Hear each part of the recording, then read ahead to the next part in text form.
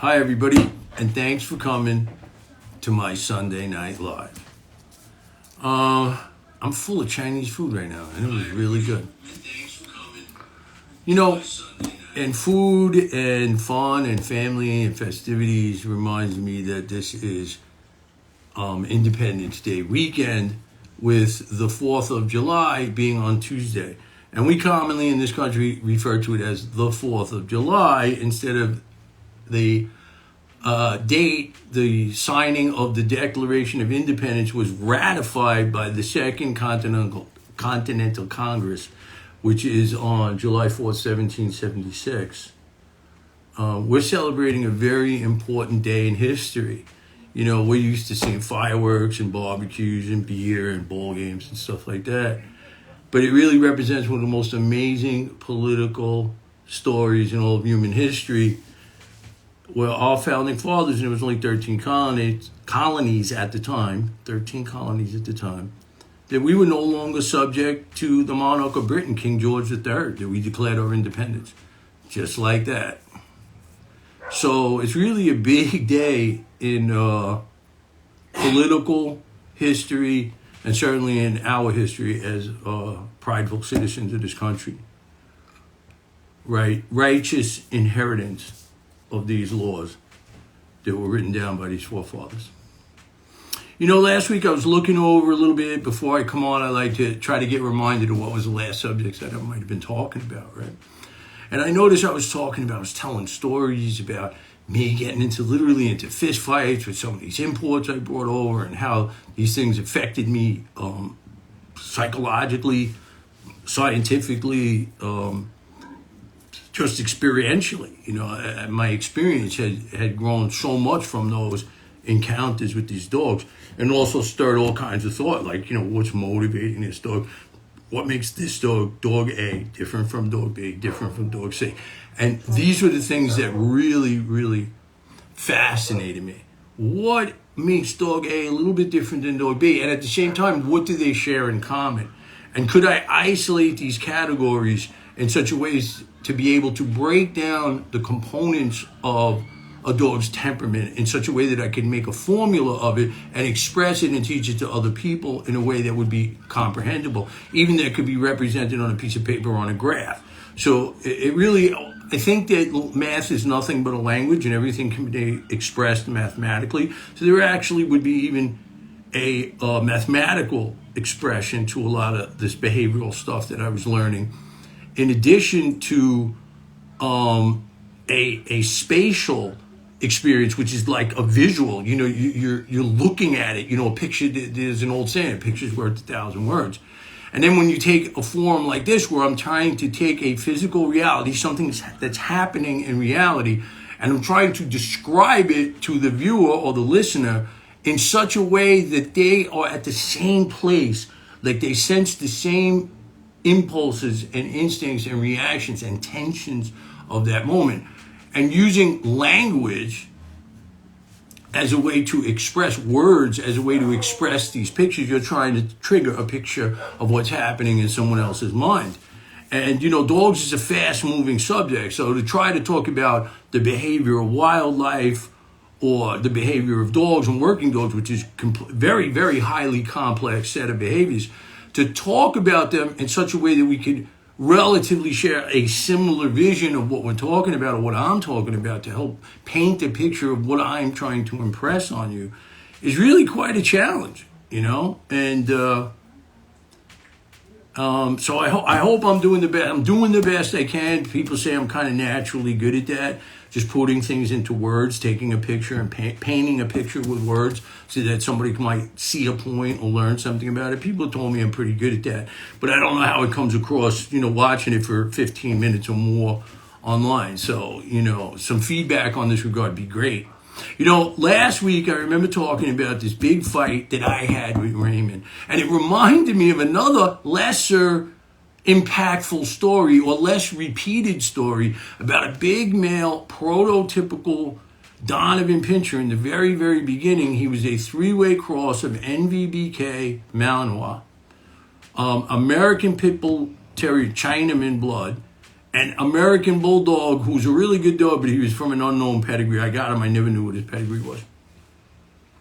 So this dog, Simba, was like well over, probably 110, maybe more even, pounds. And he had all the intensity of a very high-end NVBK Malinois in a huge frame.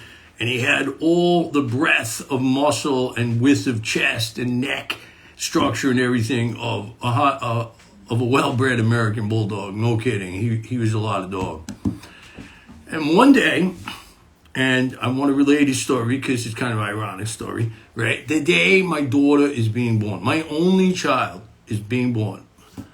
Jennifer is in the hospital having the baby in Long Island. My dogs were at the time living housed in New Jersey, in the Newark area, okay? And I had to, and we were living, I believe we were living in Brooklyn at the time, but I used to travel back and forth 7 days a week to the dogs. So what happened is, I was overnight in the hospital. Jennifer was having complications having the baby. And it went into an extended period of time. And on the second day, the next day, I just had to go to take care of the dogs. So I had a friend at the time who will remain nameless, but she drove me to go take care of the dogs. And as I was taking care of the dogs, this is a really crazy story. One of the females there, a dog who's a famous dog now in the pedigree of the modern Donovan Pinscher, a dog named Donovan's Taco, who was a cross between J.T. Lindert's Cobra, who I had bought that I talked about in my trip to Zutphen, Holland. On my first trip, I bought a super duper, one of the best Malinois females to this day, Malinois mixed females I ever saw was this dog Cobra I bought. And she exists today in my life, in my world, only in the Donovan Pinscher, except she may have relatives in Holland that I don't know about, but that particular dog exists only today in this, although she did get bred to Dutch Shepherds and other pedigree dogs, but that's another subject. But this particular dog, Simba, this huge male, I'll never forget, and Taco, who was this three-way dog that I was just describing, of old Dutch bloodline mixed with band dog, and that bitch was in flaming heat. Just so happens the day I get there, I'm up all night, haven't had any sleep, and I'm in scrubs.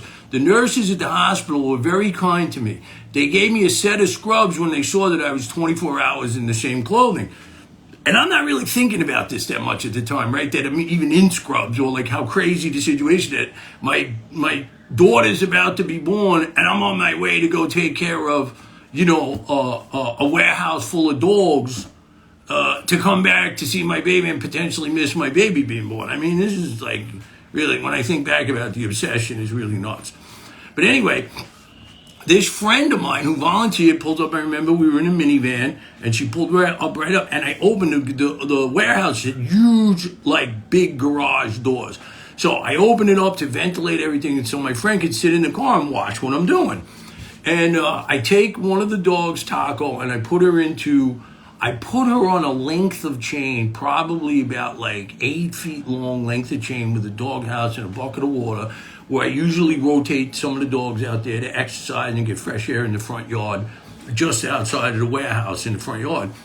And when I go to get Simba, I don't realize, I'm not really thinking about this because my mind is on my daughter being born. My mind is on other matters, and I'm just kind of quickly getting the dogs out because I hadn't been there, in almost 24 hours, and they really needed to get out and be taken care of adequately. So when I go to let Simba back in, I try to transfer him from one pen to another, and he catches a whiff of the bitch. And I'm like a little impatient, like, come on, man, I don't got time for that. Let's move. Listen, when this dog jumped on me and attacked me, he was bigger than me. I'm talking about, like, he's the size of like a Japanese Tosa, basically, is what he looked like. Kind of like a big, super muscular Japanese Tosa, like that size, with Malinois reflexes. And he has a huge head, and he grabbed my whole arm, and I think I almost thought the bone cracked when he bit the arm. I could swear, and I felt like, and he knocked me backwards.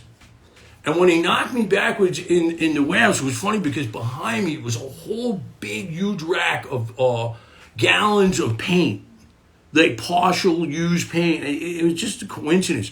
And this whole thing fell down on his head, and I was saying to him, no, like I was trying to correct him, like make him come to his senses, Simba, and he gets hit with all these paint cans on top of his head. And just for a second, he lets me go. And I see the look on his face that he's coming back in to fight with me more. And I'm a little stunned, quite honestly. I remember it clearly. And I look and see the look on my friend's face, this girl who's sitting in this van watching this happen, when all she was nice enough was to volunteer to help me take care of my dog because I was in the jam. So the dog pops off me for a second. He looks all excited. His tail's up. I can see he's ready to come back. And he goes, and he smells the bitch. The same thing got me out of the jam twice, the bitch and heat. The dog ran outside, same thing like in a way, like the first time at Raymond. He runs outside, and I go, oh my God, he's running out into the yard. But lucky, I realized the gate was closed in the yard. By the time I grab my arm, I'm trying to look, there's like a big chunk of bone showing. I mean, it was a pretty bad bite. It was really bad. So I run outside because I have to get him. And sure enough, he's tied up with the female. They're locked together butt to butt while she's on the chain. And he's just there like, because it's really, it's pretty warm. It's only the beginning of May, but I remember it's like a warm day. And there in Brick City in Newark, there's very little trees or anything. So the heat kind of feels concentrated there. Everything's concrete. All you need is like a high 70s day, mid 70s day, and it feels like it's hot. We used to call it Brick City. But anyway, now I'm watching the dog sexually tied. And I'm thinking, what am I going to do? My friend is freaked out in the car, like, you're crazy. I'm not coming out to help you. You're on your own, you know. And I'm like, okay, let me just read the situation. So I wait till the dogs are winding down, and he's starting to make his movement like they're going to unlock. They're going to untie after about 20 minutes or so, half hour. And I'm walking over to him, talking nice to him, petting him, like, because I want to get my fingers in his collar. Like, is he going to like have a big grudge about this, or is he totally distracted by the breeding? And his mind's like, because he had never done this to me before. I knew he was capable of it, but I was kind of pushing him to go a little too fast. And that combined with the smell of the female and heat and his sexual hormones up high, it was just not my day.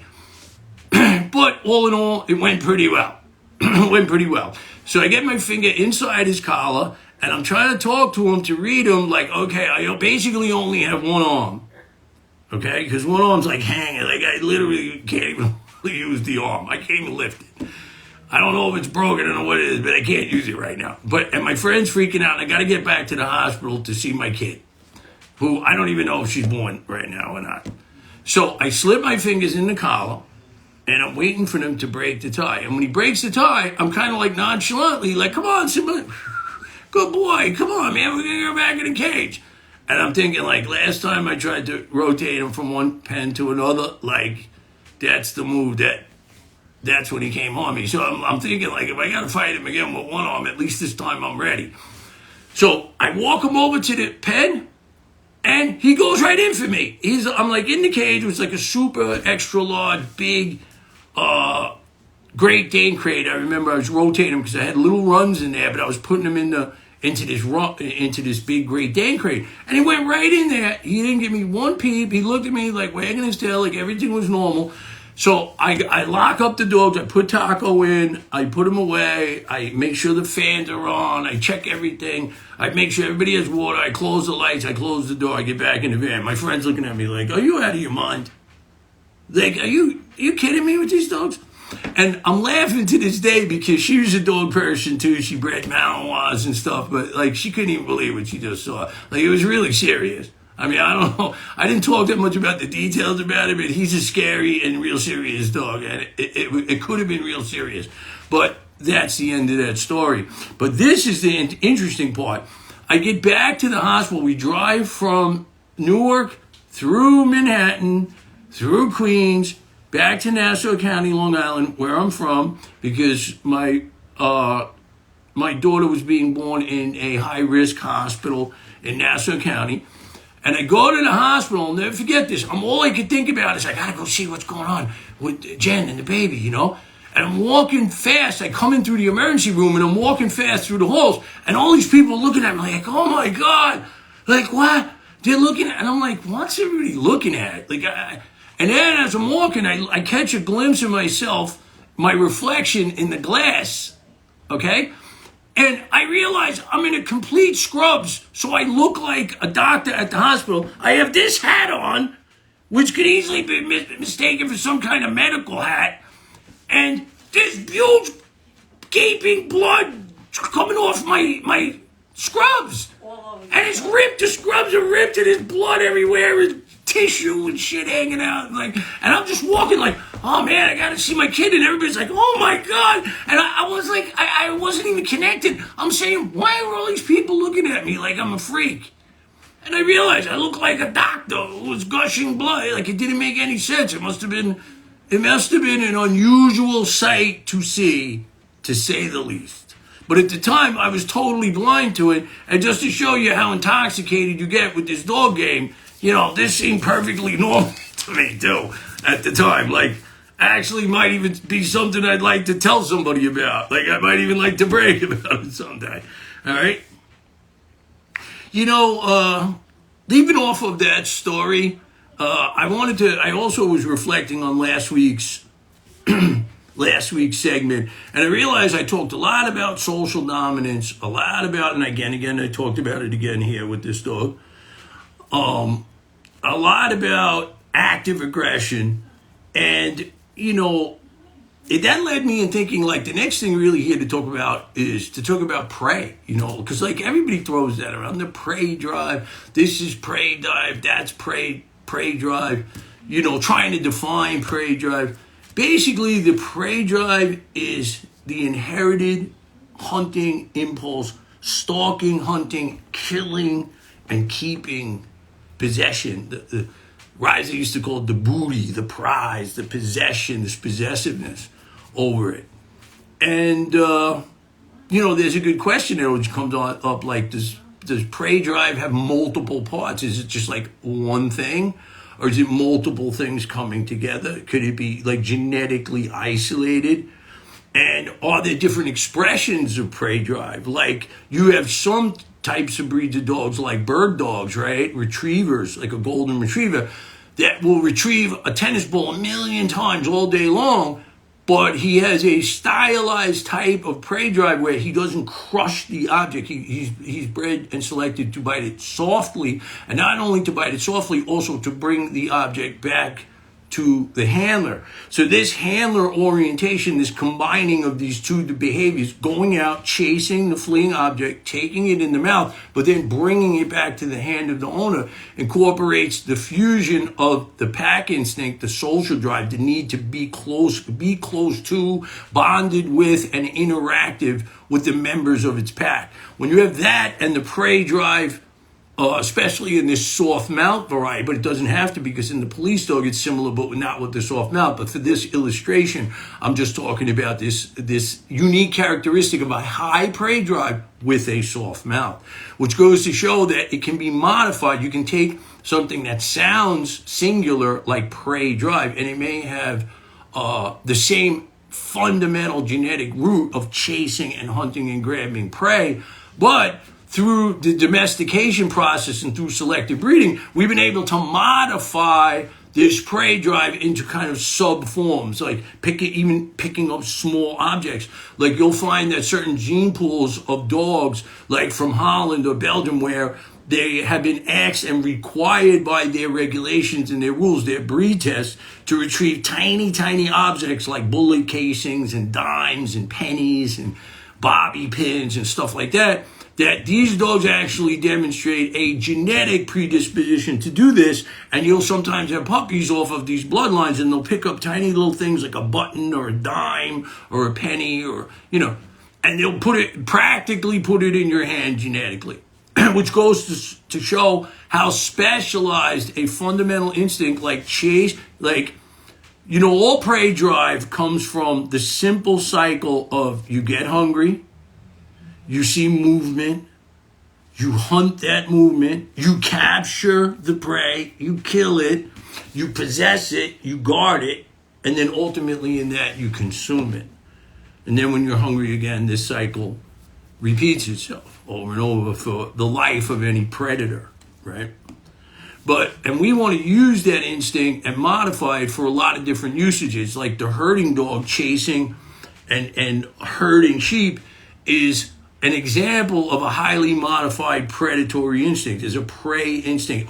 Again, intermingling with the pack instinct, the social instinct, especially when in regard to them taking commands from a handler or a shepherd directing the dog what to do. It's some amazing work.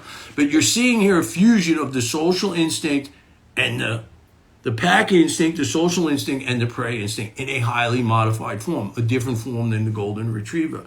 And then we talk about the form where, in a KMPV dog, where the dog might pick up a very tiny and unpalatable object. People that know dogs, have any experience with dogs in general, will realize that dogs tend to like to pick up things that are kind of feel like prey, a little soft, a little fuzzy. That's why they like a rolled up socks, or a pillow, just thing that they can crush, they can grab. Feels like a dead bird, like a rabbit when they crunch it. It shapes to their mouth.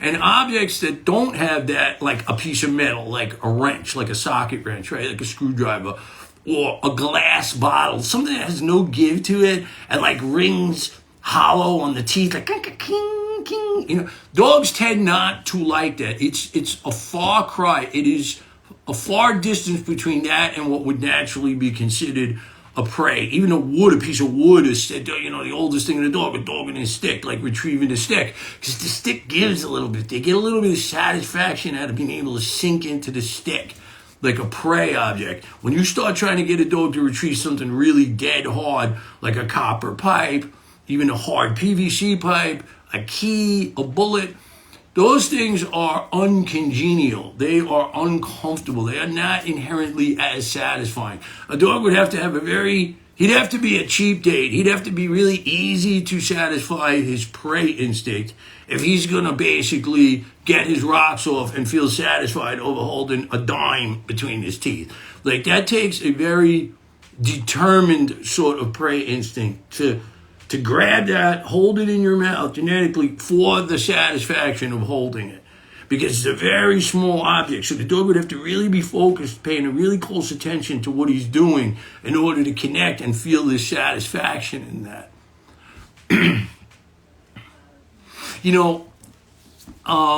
As much as I talked about how some forms of prey instinct, like in the instance of the golden retriever, there's also hard mouth prey instinct.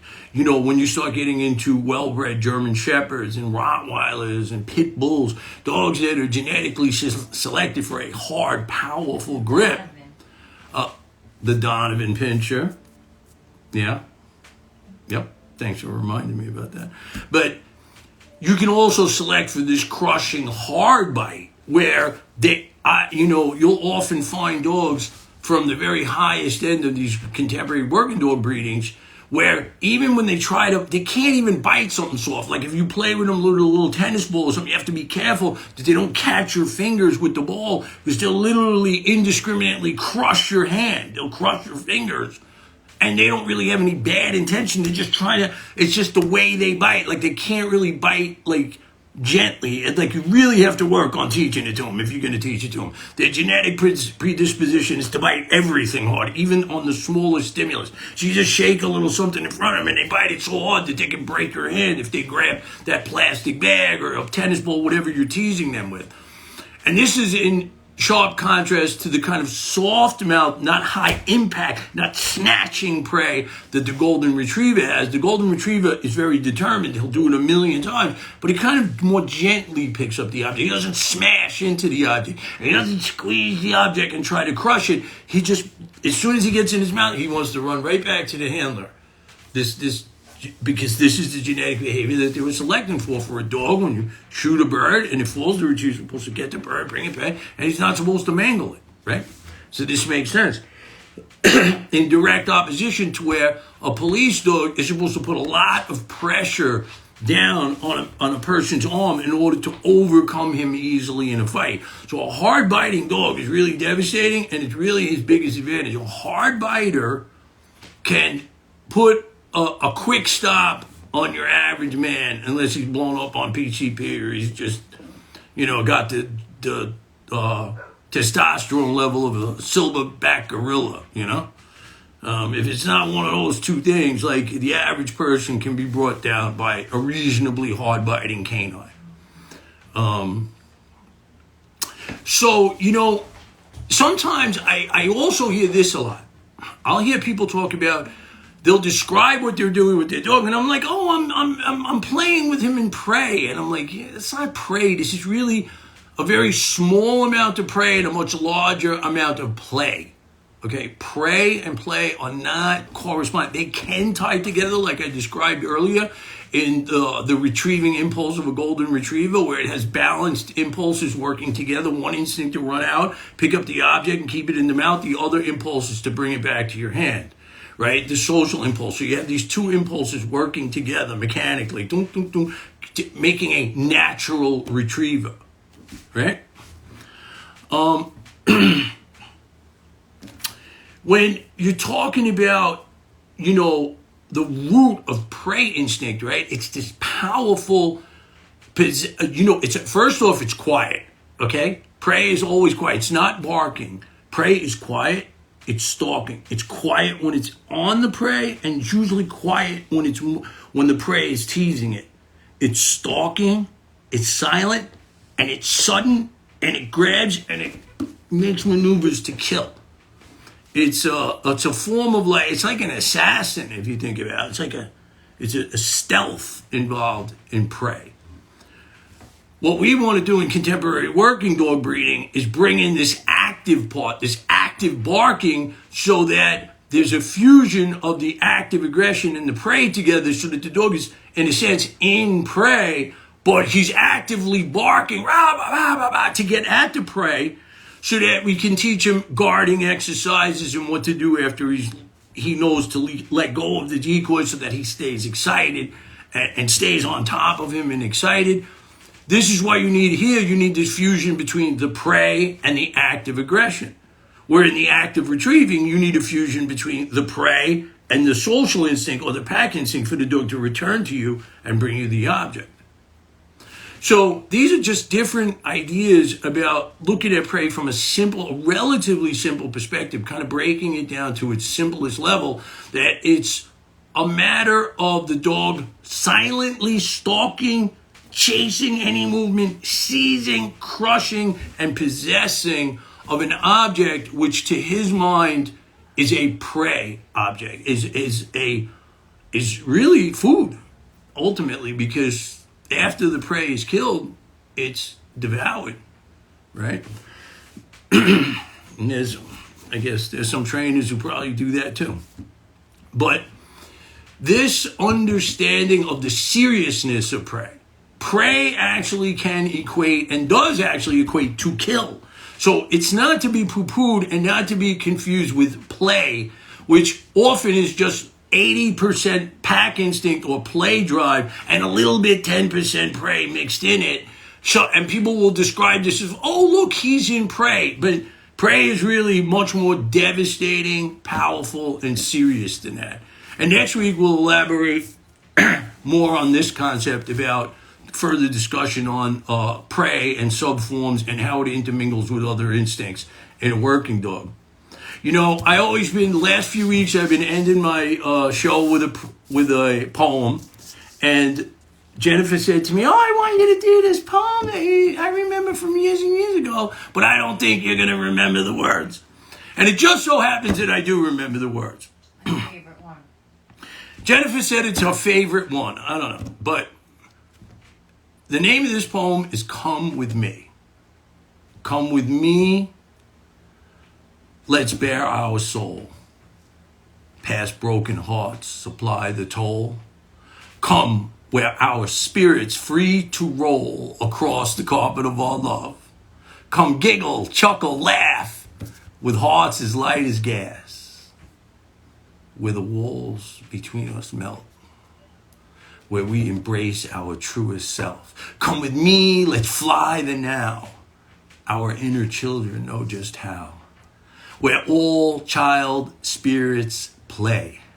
We're the best place today. Come with me, this magic place, where starving hearts might steal a taste. Where the best in life is free. Where we both might simply be. Thank you all for watching. Have a great and safe Independence Day weekend and Independence Day. And I love all you guys, man. Thanks everybody for coming and watch.